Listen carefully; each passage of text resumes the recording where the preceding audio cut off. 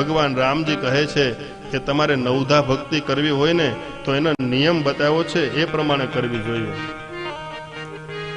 રામજી સબરીને કહે છે, સબરી, સબરીએ પેલા તો બહુ સ્પષ્ટતા કરી. સબરી જેવી કોઈ બાઈ નહીં. સબરી કહે કે હું મારી અધમ જ્ઞાતિ છે, અધમ શરીર છે, કેમ કે સ્ત્રીનું, અને અધમ કુળમાં હું જન્મી છું, એટલે બધી રીતે હું અધમ છું.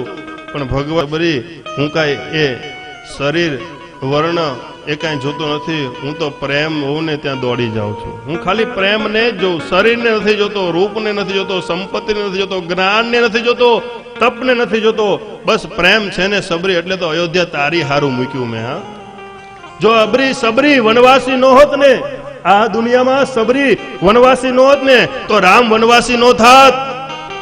એ તો અયોધ્યાના રાજા હતા, મહારાજા હતા, પણ એને વનવાસી એટલા માટે થયા કે મારી માં સબરી વનવાસી છે, એટલે રામ વનવાસી થયા. અને એ રામ આવીને સબરીના એઠા બોર ખાધા અને સબરીને કહે કે સબરી, તારી ગુરુ ભક્તિ ઉપર મને બહુ પ્રેમ છે. સબરીને રામ મળ્યા એની પાછળ એના સબરીના ગુરુ માતંગ ઋષિ છે. ગુરુ મિલા તો સબ કુછ મિલા, ગુરુ ન મિલા કોઈ. તીન લોક તારણ તરણ, ત્રણે લોકમાં જો તારણ હોય તો ગુરુ કરે છે.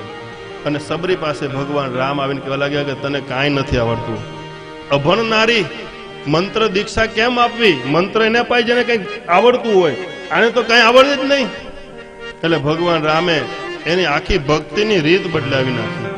નહીં તો પહેલી ભક્તિ છે શ્રવણમ કીર્તનમ વિષ્ણુ, પહેલી ભક્તિ શ્રવણ છે, પણ ભગવાન રામે એની ભક્તિની રીત બદલી નાખીને પહેલી ભક્તિ કરી નાખી કે તે જે સાધુનો સંગ કર્યો ને એ જ પહેલી ભક્તિ છે.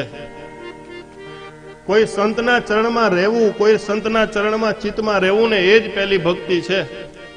મંદિરે આવો કે ન આવો પણ ગુરુને મનમાં સેવો, અથવા તો વિશેષ કૃપા એ થઈ જાય કે ગુરુ તમને મનમાં સેવે. આપણે તો ગુરુને યાદ કરીએ, પણ વધારે ભાગ્યશાળી એ કહેવાય કે જેને ગુરુ યાદ કરે કે મારો ચેલો બેઠો છે.